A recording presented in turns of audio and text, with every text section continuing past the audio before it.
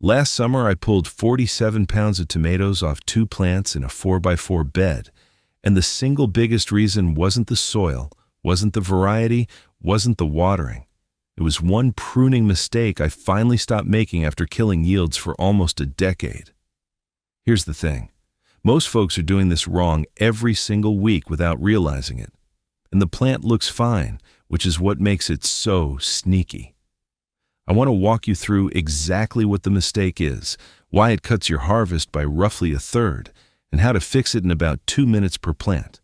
Stick around to the end, because I'll share the one cut Gloria taught me to make in late July that almost nobody talks about, and it adds 3 extra weeks of tomatoes.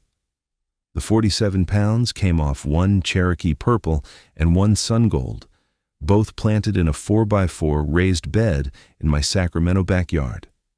First ripe fruit hit the kitchen scale around the middle of June, and the last cherry tomato came off the vine in mid-October.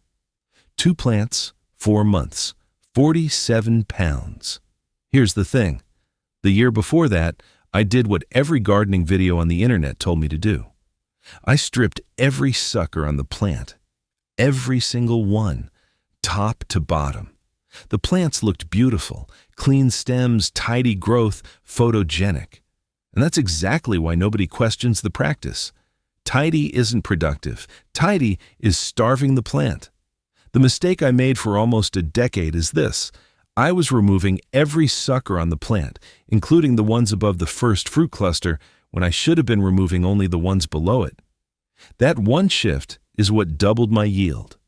I'm going to walk you through this in 4 steps. Find the first fruit cluster, do the bottom-only prune, keep it on a weekly rhythm, and shape the plant for airflow. And at the end, I'll share the one cut Gloria taught me to make in late July that adds 3 extra weeks of tomatoes. Step 1. Find the first fruit cluster. Before you cut anything, look at the plant. Start at the soil line and run your eyes up the main stem.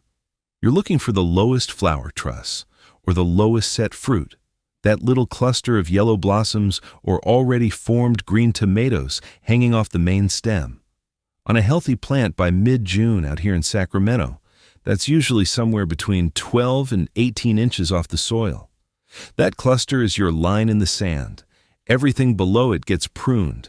Everything above it stays. Here's why this matters, and it's the whole game.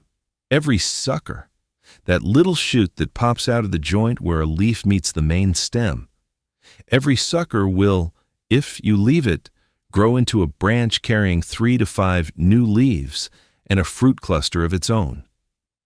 And those leaves above the first cluster are not decoration. Each leaf feeds the cluster directly below it. Sugar from photosynthesis, that's the energy the plant makes from sunlight, moves down, not up. So when you strip a sucker above the first cluster, you're not just removing a shoot. You're removing the 3 to 5 future leaves that would have fed the tomatoes you already have set. I figured this out the hard way. In 2019, I stripped every sucker on my 2 plants, top to bottom, religiously. The plants looked like a magazine. In August, the temperature hit 104, and without that upper canopy, I had nothing shading the fruit.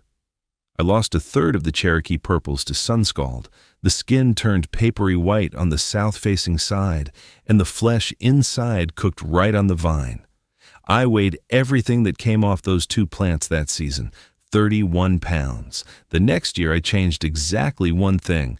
I left the upper suckers alone and pulled 47. Same bed, same varieties, same water. The difference was leaves. Math it out and it's not subtle.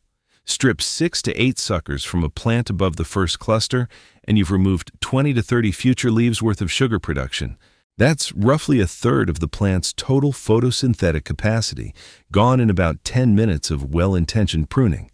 Roughly a third of your harvest walked off the plant on a pair of pruners, the small win at the end of step 1.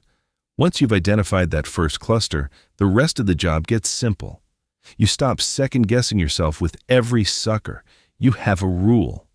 Step 2, pinch the bottom suckers only. Everything from the soil up to that first fruit cluster comes off. Now here's where most folks mess up the actual cut. They reach for their pruners, don't. On suckers under pencil width, and almost every sucker you'll ever prune is under pencil width if you're keeping up with it weekly, your fingertips are the right tool. Pinch the base of the sucker between your thumb and your index finger and snap it sideways with a quick flick, not down, sideways. The sucker pops off clean and the wound seals over in about a day. Do it in the morning, before about 10 in the morning when the stems are turgid, meaning full of water and crisp. A turgid stem snaps. A wilted afternoon stem crushes. That's the difference between a clean wound and a bruise. The plant has to spend a week healing. What failure looks like: you grab the sucker, you yank straight down, and you tear a strip of cambium, the green living tissue running just under the skin of the stem, right off the side of the main stem. I did this for years. The plant survives, but you've just opened a wound the length of your thumb, and that wound is an open door for fungal disease and for sap-feeding insects. The fix is the sideways snap. Imagine you're flicking a coin off a tabletop with your thumb. Same motion. If a sucker has gotten away from you, thicker than a pencil, woody at the base, that one gets pruners. Wipe the blades with rubbing alcohol before you cut, make a clean angled snip about 1/4 inch off the main stem, and move on. The felt result at the end of step 2. You stand back and the lower 6 inches or so of the plant is bare main stem. Clean. No suckers tickling the soil, no lower leaves dragging in the dirt. Up top, the canopy is full. Full leaves, full upper suckers, full shade over the fruit. That's the shape you want. Tidy below, generous above. Now, before we move on to step 3, I want to point you to something. A lot of you watching don't have a 4x4 raised bed in a backyard. You've got a balcony, a patio, a sunny window, a rental with a strip of concrete.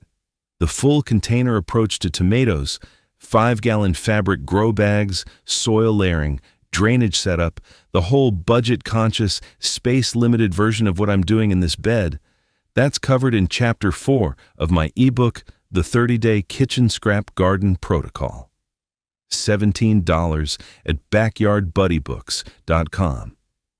Chapter 4 has the container cross-section diagrams that show exactly how I set up the grow bags along my south fence. Same pruning rules. Container version. If you're watching on your TV, go ahead and grab your phone and point it at the QR code on screen. I'll wait right here. No rush. If you're on your phone or your laptop, the link is right in the description. That's backyardbuddybooks.com. All right, let's get back to it. Step 3. Step 3. Walk every plant once a week. This is the part that separates folks who get 31 pounds from folks who get 47, and it's the simplest part of the whole method. Most folks treat tomato pruning like a one-time event. They do one big prune in early June when the plants are knee-high, feel proud of themselves, and never go back. By August, the plant is a tangled jungle, and the suckers below the first cluster are now branches the diameter of a pencil with their own fruit set on them. Which sounds good, but it isn't, because that fruit is sitting in the splash zone, and most of it will rot before it ripens. Weekly is the win. 2 minutes per plant. Wednesday mornings, in my case, I keep a digital kitchen scale out on the back patio. I weigh whatever I'm harvesting that day, and while I'm out there, I walk both plants. I run my hand up the lower 6 inches of each main stem and pinch off anything new. Most weeks that's 3 or 4 little suckers, each one no bigger than my pinky nail. The whole pass takes me about 90 seconds per plant, sometimes less. The reason this works is that suckers are fastest to remove when they're smallest. A sucker the size of your pinky nail pops off with 0 effort and 0 wound. A sucker the size of your pinky finger takes pruners and leaves a thumbnail-sized cut. A sucker the size of a pencil leaves a wound the plant has to heal for a week. So weekly isn't about being obsessive. It's about doing the work when the work is easy. What failure looks like: you skip 3 weeks because life got busy, you come back to a thicket, and now you're standing there with pruners doing surgery on a plant that's already stressed. Don't catch up by doing one giant prune. If you've missed weeks, take off the worst 3 or 4 offenders, leave the rest, and resume the weekly walk. The plant will recover faster from a partial prune than from a hack job. The felt result at the end of step 3.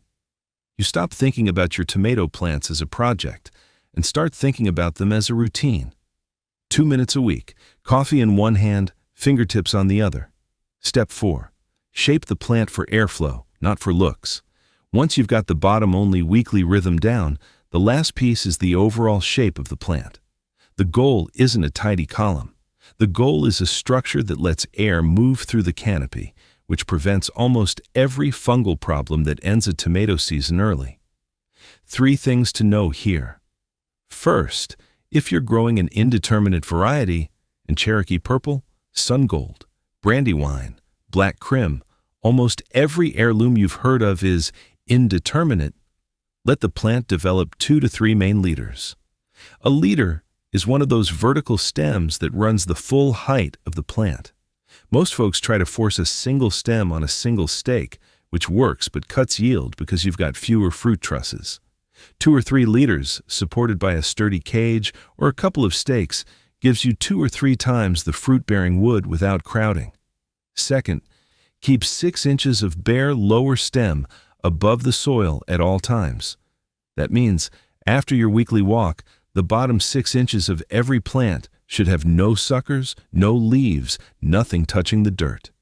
The reason is that almost every fungal disease on tomatoes, early blight, septoria leaf spot, all the common ones, starts when water splashes soil onto a low leaf during a rain or a watering. Take away the low leaves, and you take away the entry point. Third, the airflow test. Stand in front of the plant and hold your hand on the far side of it. If you can see your hand through the canopy, not clearly, but enough that you can tell there's a hand back there, the plant has enough airflow. If the canopy is so dense you can't see daylight through it, you've got too many leaves crammed into the middle of the plant, and the next humid week is going to give you blight. The fix is to thin a few interior leaves, not the canopy leaves shading your fruit, the leaves crammed in the dead center of the plant where no light is hitting them anyway. Those leaves are taking water and giving almost nothing back. The felt result at the end of step 4, the plant looks generous up top, clean at the bottom, and open through the middle, like a small tree with a lifted skirt. That shape is what carried me from 31 pounds to 47. And it's what'll keep your plants producing into October instead of dying back in August. Before I get to Gloria's late July cut, I want to flag 3 mistakes most folks make that undo everything you just learned. First mistake: pruning with dull or dirty shears. If your blades are gummed up from the last plant you pruned, or worse, from the neighbor's plant you helped with last weekend, you're spreading bacterial and fungal disease from one tomato to the next, and a ragged cut on a wilted stem heals slow and invites trouble right in. The fix is a 30-second wipe with rubbing alcohol between plants, or skip the blades entirely on small suckers and use your fingertips. I haven't touched my pruners on a sucker in 3 seasons. Second mistake: pruning in the heat of the afternoon. Out here in Sacramento, by 2 in the afternoon, those stems are wilted and full of bend. When you try to snap a sucker off a wilted stem, you don't get a clean break. You crush the tissue, bruise the main stem, and leave an open wound that takes a week to scab over. The fix is morning only. Before 10 a.m., stems are firm, cuts are clean, and the plant has all day to seal up. Third mistake, and this one's the harvest killer, is pruning a determinate variety the same way you'd prune an indeterminate. Determinates set their entire crop on a fixed amount of growth. Strip the suckers off a determinate, and you've stripped the fruit right along with them. The fix is to read the seed packet before you touch the plant. If it says determinate or bush, leave it almost completely alone. Pinch the very lowest leaves and walk away. Okay, I told you at the start I'd share the one cut Gloria taught me to make in late July, the one that adds 3 extra weeks of tomatoes. Here it is.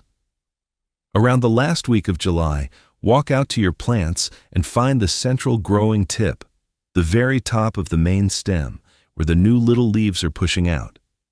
Then, find the highest flower cluster you actually want to ripen. Anything flowering above that point in late July is not going to make it to red fruit before the season ends, and the plant is burning sugar to grow it for nothing. So you snip the central tip clean off, about ½ inch above that highest cluster. Then, on the same day, you remove the 2 or 3 lowest yellowing leaves at the base of the plant. Here's why it works. The plant stops spending energy on new vegetative growth and new flower trusses it can't finish, and redirects all that sugar into ripening the fruit you've already got hanging on the vine. Mine ripen 10 to 14 days faster after that cut. The lower leaf removal stops soil splash fungal disease, the thing that usually kills the plant by late September. Net result, I'm pulling tomatoes into the middle of October instead of watching the plants die back in the last week of September. Roughly 3 extra weeks of harvest. Gloria taught me this on her San Francisco balcony around 2017. Her line was, "Tell the plant the season is ending and it will hurry." And if Gloria's late July reset speaks to you, that long game thinking, the kind of system that produces year after year on the same balcony, that's the heart of Chapter 9 in my ebook, The 30-Day Kitchen Scrap Garden Protocol. Chapter 9 walks through her 20-year balcony system in detail, the perennial setup she built that still feeds her family. The book is $17 at backyardbuddybooks.com. It's the guide I wish I'd had 10 years ago when I was killing tomato plants in my Portland apartment. If you're watching this on your TV, go ahead and grab your phone now and point it at the QR code on screen. Take your time. I'll wait right here. If you're on your phone or laptop already, the link is right there in the description. So that's the whole picture. 47 pounds off 2 plants in a 4x4 bed comes down to a 2-minute weekly walk with your fingertips and 1 well-timed cut in the last week of July. That's it. No fancy gear, no secret fertilizer, just attention paid every Wednesday morning. If you want to see where these tomatoes actually live, the no-dig bed I built them in is its own video. I'll point you there next because the soil underneath this method is doing half the work. Try the bottom-only prune on 1 plant this week and see how it feels. Until next time, keep growing your own food, my friend.